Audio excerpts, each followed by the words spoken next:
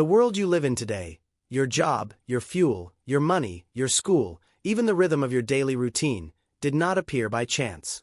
It was not a natural evolution of society. It was engineered, carefully shaped, silently structured, and built layer by people who understood one universal truth. Whoever designs the system controls the future.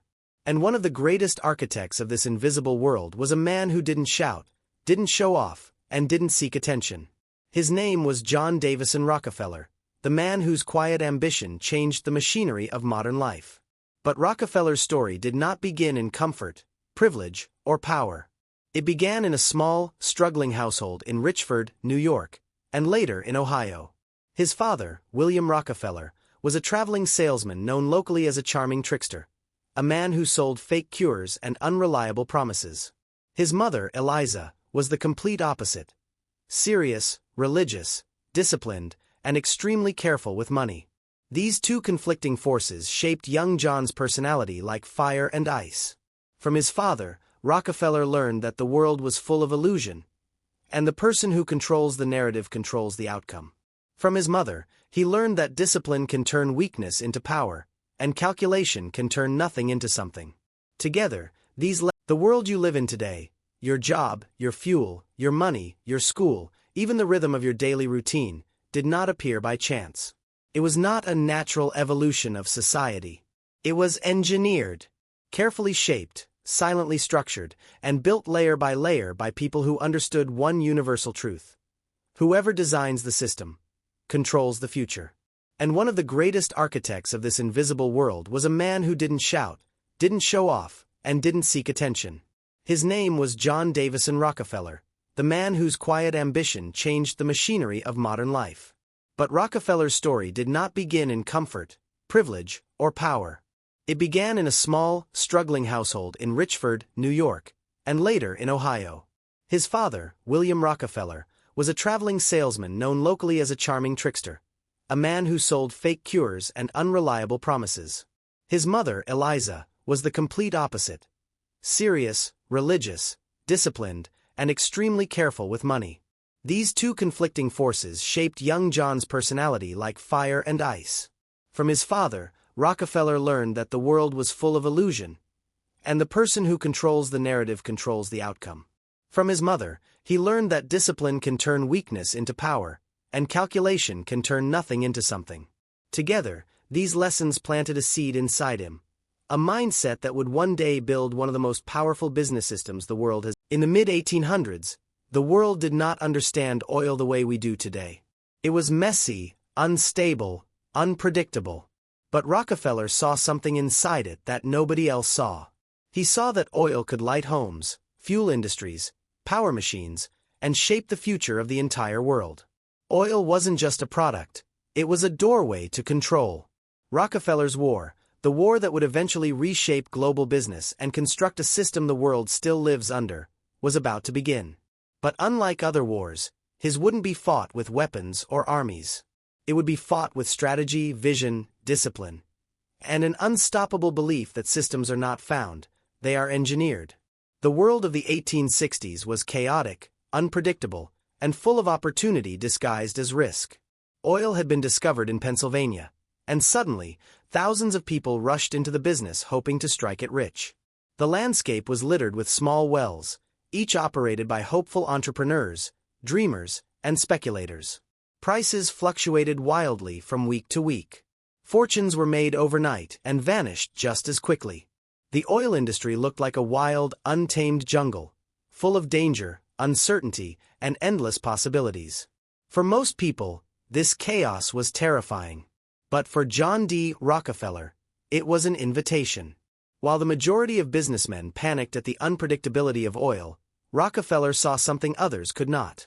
He understood a critical truth: chaos is not the enemy. Chaos is the opportunity. Where others only saw crude oil as a raw material to be extracted and sold, Rockefeller envisioned oil as the future bloodstream of civilization. Instead of rushing into drilling, like so many others, Rockefeller made a smarter, calculated move. He focused on refining. Refining oil meant transforming crude oil into kerosene, a clean-burning fuel that was quickly becoming essential for lighting homes, factories, and streets. Refining was far safer than the chaotic drilling industry. It was more predictable, more stable, and, most importantly, it allowed him to operate behind the scenes, quietly building a foundation that would eventually dominate the entire market. Rockefeller's approach was not just about producing oil, it was about creating a machine of efficiency. He cut costs with ruthless precision. He invested in better equipment, standardized processes, and safer operations. Every drop of crude oil was used to its maximum potential. Byproducts such as lubricants, waxes, and petroleum jelly were carefully extracted and sold. Nothing was wasted. In a world where competitors were careless, Rockefeller turned waste into wealth. This obsession with efficiency gave him something invaluable: the ability to lower prices far below anyone else. Consumers flocked to his products because they were cheaper and more reliable. Smaller competitors, unable to match his efficiency, were slowly driven out of business. Some went bankrupt. Others were forced to sell. One by one, Rockefeller consolidated his control. Before long, Standard Oil was no longer just a company. It had become a machine capable of swallowing everything in its path. Factories, distribution networks, pipelines, and railways all became pieces of a system under Rockefeller's control. He wasn't just competing. Rockefeller's vision went beyond wealth. He wasn't just creating a successful business. He was constructing a system that would dominate the industry for decades to come. While the world saw oil as a commodity, he saw it as power, influence, and inevitability. And as he quietly expanded his empire, it became clear that this was more than business. It was a revolution in the way industries would operate from that point forward. By focusing on refining instead of extraction, maximizing efficiency, and thinking long-term, Rockefeller transformed chaos into opportunity, competition into dominance, and oil into a system that no one else could escape. John D. Rockefeller understood a truth that most people, even today, fail to see: control the system and you control the world. He knew that wealth alone was not enough. Money could buy comfort, influence could buy favors, but true power came from designing a system that others could not escape. He boiled it down to a simple principle: if you control transportation, you control business. If you control business, you control money. If you control money, you control society. While other oil producers fought with each other over wells, prices, and short-term profits, Rockefeller was thinking several moves ahead. He didn't see competitors as equals. He saw them as pieces of a game he intended to master. Instead of battling hundreds of small oil producers, he focused on the railroads, the arteries of American commerce. The railroads were essential. Shipping oil was expensive and unpredictable, and the slightest increase in cost could destroy a small company. Rockefeller negotiated deals that were both clever and ruthless. He offered guaranteed large shipments to certain rail companies in exchange for secret rebates and lower freight rates. The railroads could not refuse. The volume and stability he promised were too valuable. These deals allowed Rockefeller to ship his oil at a fraction of the cost his competitors had to pay. The result: Standard Oil became unbeatable. Competitors struggled to keep up. While other companies paid full price for shipping, Rockefeller's costs were slashed. His profits soared. Smaller companies either went bankrupt, sold to him, or were forced out of the market. And Rockefeller did not stop there. Any company that dared to resist was either acquired, outpriced, or crushed into submission. By the 1880s, the empire he had built was staggering. Rockefeller controlled 90% of America's oil industry. Imagine it. One man controlled the fuel that powered lamps, factories, trains, ships, machines, and even the military. Every household that used kerosene for light, every factory that ran its engines, every train that moved across the country, all depended on Rockefeller's oil. This was not merely wealth or business success. This was domination on a scale that no other individual had achieved. But what made his power truly dangerous and brilliant was its invisibility. Most people did not see Rockefeller's control. They saw a lamp in their home, a train arriving on time, or a factory producing goods. They didn't see the intricate system he had designed, the network of railroads, pipelines, and refineries that made it all possible. And this invisibility was the key. When people rely on you without realizing it, they have no choice but to obey your rules. Through strategy, foresight, and ruthless execution, Rockefeller transformed simple business operations into a system of dependency. Consumers, businesses, and even other industries became linked to his empire. This dependency is the ultimate form of power. It is not forced, it is built. And once it exists, it is nearly impossible to escape. By the late 19th century, Rockefeller was no longer just a businessman.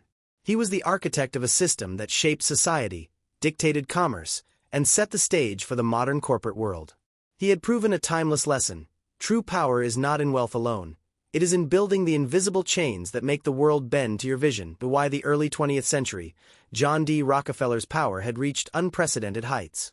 He controlled nearly all of America's oil supply, dictated prices, and influenced industries far beyond petroleum. But with such immense power came inevitable scrutiny. The public, politicians, and journalists began to focus on him with suspicion, fear, and sometimes outright anger. Newspapers labeled him a tyrant, calling his empire a dangerous monopoly that stifled competition and concentrated power in the hands of a single man. Competitors who had survived his business tactics now branded him a monster, a man who crushed the dreams of countless entrepreneurs for his personal gain. The backlash was enormous. People began demanding action. They accused Rockefeller of manipulating markets, unfairly influencing railroads, and creating a system that left others no choice but to submit to his control. Public sentiment swelled against him, and his dominance was suddenly under threat, not by competitors, but by the law itself. In 1911, the United States Supreme Court delivered a landmark decision that shocked the business world. Standard Oil must be broken into 34 separate companies. The ruling was hailed as a victory for fairness, competition, and the American public. Many believed it would mark the end of Rockefeller's empire. Headlines screamed that he had been defeated, that the king of oil had finally been dethroned. The world thought Rockefeller had fallen. But what the world didn't realize was that Rockefeller had anticipated this outcome long before it happened. He had meticulously structured his holdings so that he owned significant shares in every part of his empire. Every company, every refinery, every pipeline was under his financial influence, even if the companies themselves became independent on paper. The Supreme Court's ruling did not destroy his wealth. It transformed it into something even more powerful. When Standard Oil was divided, the individual companies soared in value. Each one, now independent, flexible, and publicly traded, generated immense profits. Rockefeller's net worth skyrocketed to levels even higher than before the breakup. He had turned what seemed like a defeat into the greatest personal gain of his life. While others celebrated the breakup as a triumph over monopoly, Rockefeller quietly amassed even more control through ownership stakes, dividends, and influence over these newly independent giants. Some of these companies went on to become household names we still know today: Exxon, Mobil, Chevron, Conoco, and Amoco. Every time someone fueled a car, purchased a product derived from petroleum, or benefited from industrial lubricants, a fraction of that money flowed back to Rockefeller. His fall had been nothing more than an illusion, a carefully engineered moment that reinforced the strength of the system he had built. This episode revealed the genius of Rockefeller's strategy. He understood the law, the market, and human behavior better than anyone else. Even when regulations threatened his empire, he had constructed it so carefully that it could not fail. The breakup didn't weaken him. It expanded his wealth and influence in ways most people could not comprehend. Rockefeller's story teaches a crucial lesson about power, strategy, and foresight. He had built a system so robust that even attempts to dismantle it ultimately strengthened him. While many saw a fall, Rockefeller saw opportunity within constraint. He had proven that true power is not simply about domination. It is about designing a system so resilient, so adaptable, and so pervasive that it continues to function and profit, no matter the challenges it faces. John D. Rockefeller retired as the richest person the world had ever seen. Adjusted for today's standards, his wealth would be worth over $400 billion. That alone is staggering.